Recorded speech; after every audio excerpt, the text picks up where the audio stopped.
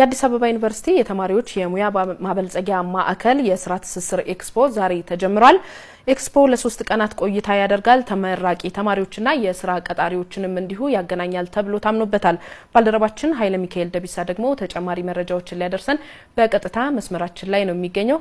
ኃይለ ሚካኤል እንዴት ውለሃል? በኤክስፖ ላይ ምን አይነት ነገሮች ቀርበዋል?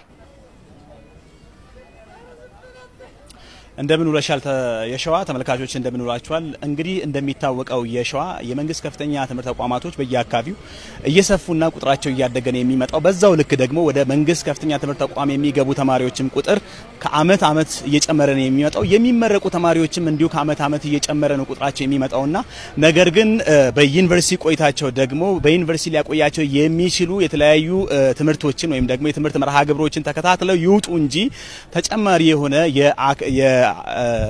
የተለያዩ የአካል ማጎልበቻ ስልጠናዎችን ወይም ደግሞ ተመሳሳይ ነገሮችን አድርገው ሲወጡ አይስተዋልም ብዙ ጊዜ። በዚህ ባለመሆኑ ምክንያት ደግሞ በተለይም ደግሞ የከተማ ብቻ ሳይሆን የገጠር ተማሪዎች ለብዙ ነገር ወዴት መሄድ እንዳለባቸው፣ የትኛውን ካምፓኒ ማግኘት እንዳለባቸው፣ እንዲሁም ደግሞ ምን ይዘዋል፣ በምን ስራ ቢሰማሩ ደግሞ የተሻለ ውጤታማ ሊሆኑ ይችላሉ የሚለውን ነገር አጥርተው እንዳይረዱና እንዳይገነዘቡ እያደረጋቸው ነው የሚገኘው። ይህንንም ነገር ለማስቀረትና ተማሪዎችን በከፍተኛ ሁኔታ ለማገዝ በሚል የሳይንስና ከፍተኛ ትምህርት ተቋም ከዚህ ቀደም አንድ መርሃ ግብር በሁሉም ዩኒቨርሲቲዎች እንዲጀመር አቅጣጫ አስቀምጦ ነበር። ይህም የተማሪዎች የአቅም ማጎልበቻ ማዕከላት ተገንብተው የተለያዩ ስልጠናዎች የሚሰጡበት ስራ እንዲከናወን የሳይንስና ከፍተኛ ትምህርት ተቋም አንድ አቅጣጫ አስቀምጦ ነበርና ሁሉም ዩኒቨርሲቲዎች በሚባል ደረጃ ይህንን እየተገበሩ ነው የሚገኙት።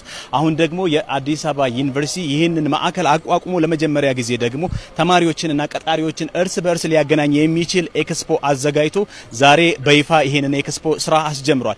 በዚህ ኤክስፖ ላይ እንግዲህ በርካታ ካምፓኒዎች ተገኝተው የሚሰሩትን ስራና ደግሞ የሚፈልጉትን ባለሙያ ጭምር እያሳወቁ ነው የሚገኙት። ከዚህ ባሻገር ደግሞ ተማሪዎችም ጭምር አስቀድመው ስልጠና ተሰጥቷቸው ወዴት መሄድ እንዳለባቸው እንዲሁም ደግሞ እኛን ሊያስተናግድና እኛን ሊቀጥር የሚችለው የትኛው ካምፓኒ ነው፣ እንዴት ብናደርግስ አቅማችንን የበለጠ ልንጠቀም እንችላለን የሚለውን ነገር በራሳቸው ወደውና ፈቅደው የተለያዩ ካምፓኒዎች ጋር ሄደው የመነጋገር ነገሮችን ሲያደርጉ ተመልክቻለሁና ለማንኛውም ግን ከዚህ ጋር ተያይዞ አንድ እንግዳ ልጋብዝ ነው። እንግዳችን የዓለም አቀፍ ልምድም ስላላቸው እንዲህ አይነት ኤክስፖ መዘጋጀታቸው በተለይም ደግሞ ተማሪዎችን እንዲሁም ደግሞ ካምፓኒውንም ጭምር የበለጠ በምን አይነት መልኩ ሊረዳ ይችላል የሚለውን ነገር ተጨማሪ ሀሳብ ሊሰጡን እዚህ ነው የሚገኙት። እንግዳዬ አቶ እስክንድር ይባላሉ። የላይት ሃውስ የስልጠና መስጫ ማዕከል መስራችና ዋና ስራ አስኪያጅ ናቸው። እንኳን ደህና መጡ አቶ እስክንድር። እስኪ እንዲህ አይነት ኤክስፖ መዘጋጀታቸው በተለይም ደግሞ ተማሪዎችንና ካምፓኒዎችን እርስ በርስ በማገናኘት ረገድ ምን ጠቀሜታ አለው የሚለውን ነገር ለተመልካቾቻችን ያዙ። አመሰግናለሁ። እንደዚህ አይነት ተሞክሮ እንግዲህ ብዙ ተማሪዎች ላለፉት 3 4 ወይም 5 አመት ከትምህርታቸው ከቆዩ በኋላ ከተመረቀው በሚወጡበት ሰዓት ትልቁ ፍላጎታቸው ያው ስራ መፈለግ ነውና አሁን ደግሞ ባለው ሁኔታ ያው ስራው በሚፈለገው መንገድ ካለመሩ አንጻር በተጨማሪም ደግሞ ለስራ ያላቸው መለካከትና የትምህርት ብቃታቸውም ትንሽ አናሳ ነው የሚል ቻሌንጆች እየተስተዋሉ ይገኛሉና ይሄንን ጋፕ ለመቀነስ ከዩኒቨርሲቲው ጋር እንግዲህ እኛም በመተባበር አንደኛ ተማሪዎቹን በማብቃት ተመርቀው ከወጡ በኋላ ስራ የማግኘት ፍላጎታቸውን በራሳቸው ያለው መተማመን የመናገር ሲቪ መጻፍ ኢንተርቪው ስኪላቸውን ከተጨማሪም ደግሞ የራሳቸውን የባህሪና የአመለካከት ለውጥ እንዲያመጡ ከ120 የሚጠጉ ተማሪዎችንም ሰብስበን ለስራ በሚበቃ መጠን ስልጠና ሲደረግ ቆይቷል። ላይት ሃውስም ይሄ የስራ አጥ ችግር መፈታት አለበት ብለው ከሚያምኑ ድርጅቶች አንዱ ነውና ከአዲስ አበባ ዩኒቨርሲቲ ጋር በመተባበር እንደዚሁም ላይት ሃውስ በተጓዳኝ ከሶሳይቲ ኦፍ ሂውማን ሪሶርስ ማኔጅመንት ብዙ ሺህ ካምፓኒዎችን የያዘ ድርጅት ጋርም አብሮ በመስራት በጋራ በመሆን ይሄንን ፕሮግራም እንግዲህ ለማዘጋጀት ጥረት እያደረገ ነው። ይሄ የመጀመሪያው ነው በኢትዮጵያ ውስጥ በተለይ በዚህ ዩኒቨርሲቲ ውስጥ የመጀመሪያው እንደሆነ ይታወቃል። እንደ መጀመሪያ ያው እንደምታየው ያው ብዙ ተማሪዎችም ብዙ ኦፖርቹኒቲ እያገኙ እንዳለ ይታወቃል።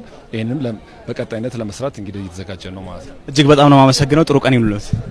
የሸዋ እንግዲህ ከዚህ ባሻገር ተማሪዎችንም የተለያዩ ካምፓኒዎች በሚገኙበት ቦታ ላይ ሄጄ ለማነጋገር እድል አግኝቼ ነበረ። ተማሪዎችም የሚሉት አስቀድመው አቶ እስክንድርም ያሉትን ነገር ነው። በተለይም ደግሞ አብዛኞቹ ተማሪዎች የቅጥር ፎርሞችን እንዲሁም ደግሞ ሲቪዎችን እንኳን ተቀጥረው ሲወጡ በስርዓቱ ጽፈው ለቀጣሪ ድርጅቶች እንኳን ለመስጠት አቅም ያንሳቸዋልና እኚህን ሁሉ ክፍተቶች ነው ይህ ኤክስፖ መዘጋጀቱ የሚረዳው የሚል ሀሳብን አንስተዋል።